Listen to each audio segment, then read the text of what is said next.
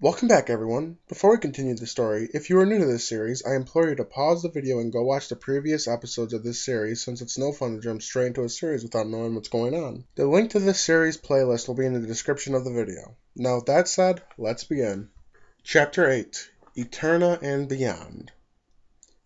I started writing down what happens on this journey, Dante writes as he sits on the Pokémon Center balcony. Gemma mentioned it before we left Orberg, so I decided it would be a good way to remember this journey. Violet took on the gym earlier today. It was a short fight, and even her Shinx evolved into a Luxio. I have to admit it, she is amazing when it comes to battling. It's an art for her. In the morning we are going to be renting bikes and traveling down 206 on the cycling road, and then at the end we'll follow the newly created cycling bridge that leads to Hearthome City. I actually look forward to see her taking on Fantina, the famous Kalos contest champion turned gym leader. Since she uses ghost-type Pokemon, this will be interesting to see how Violet adapts her strategy. But I should get some sleep. It's a long road to Hearthome.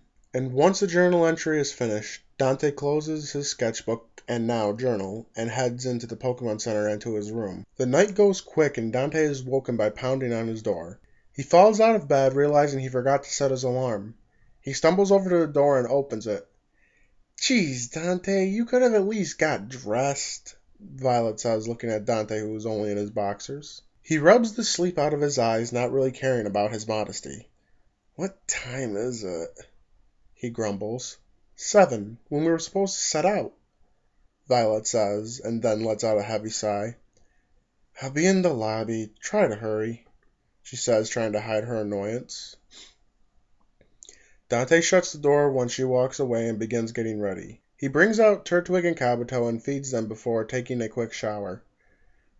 Once he is dressed and everything he has is put away, he heads down to the lobby of the Pokemon Center and meets up with Violet, who is video chatting with her father. He keeps his distance, not wanting to intrude on her conversation. Once she realizes he's finally down, she says goodbye and moves over to Dante. "Okay, here's the game plan like we talked about. We rent the bikes and follow the path straight to Hearthome. Nothing will stop us. No trainers, no catching wild Pokemon, no nothing. Got it?" "Yep, got it all, boss," Dante says, sleep still in his voice. "Good, let's get going." They walk south through Eterna City and arrive at the bike rental shop at Cycling Road. They pay the money to rent the bikes and head out onto the main bike path. "Ride bikes a lot back home, Dante?" Violet asks as she looks out at the road they are about to travel. "No, not really. I had a bike, just never used it often. We lived in walking distance to the Safari Reserve, so I just walked." "Well, hope you can keep up with me," she says with a smile, something Dante rarely sees from her. And with that, she takes off pedaling down the road. Dante smiles and is off catching up to her. "Oh, really, Dante?" she says, looking over at him. "I guess you can keep up. Well, keep up with this," she says with laughter and pedals faster. Dante watches as she speeds forward and finds himself laughing as he puts all his might into pedaling, and is almost caught up when suddenly Violet falls back and is soon off her bike. Dante slows to a stop and turns to see what is going on. "Dante, quick, come here and help," Violet says, kneeling down near a bloodied Pokemon. He runs over and kneels down to see the cut-up body of a barely breathing Gibble. Violet's face twists with anger. Someone must have hit her with a bike and just left her here. Dante looks at the little dragon Pokemon and sees the top part of her head has a deep gash in it, and her right arm looks broken. He reaches into his satchel and pulls out one of the revives Gemma gave him and hands it to Violet. "Give her this. It should help some until we can get her to the Orberg Pokemon Center." Violet takes the yellow diamond and places it into Gibble's mouth. It dissolves and Gibble moves slightly, but it is clear she is in pain. Violet gently picks up the Pokemon and places her in the basket on the front of the bike.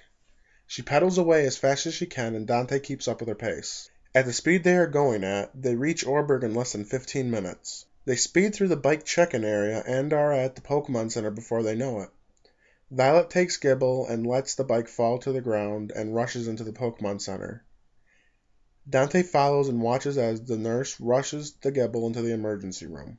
Violet isn't allowed to go in, and stands there as the frosted, sliding glass doors close. Dante slowly walks over to Violet and places a hand on her shoulder. She turns back and looks at him.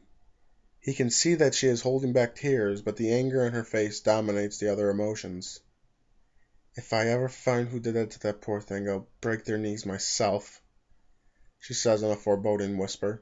I'll hold them down for you, Dante says, trying to cheer her up. Come sit. I have a feeling it's going to be a while. Violet nods and follows Dante back to the communal area, and they sit on a couch facing a television. They wait. Seconds turn to minutes, and minutes turn to hours. The sun rises as noontime comes around and begins its descent. Just as the sun dips below the mountain, the frosted glass doors slide open and the nurse comes out. Violet jumps up and rushes to find out the Gibble's fate. Is she okay, Nurse Joy? Violet asks. Yes, the Gibble is going to make a full recovery. She just needs her rest. Are you her trainer? Violet shakes her head. No, we found her on Cycling Road. Could I see her? She asks. Nurse Joy smiles. Of course, right this way. She leads Violet and Dante through the emergency room part of the Pokémon Center, and to where the little Gibble is resting.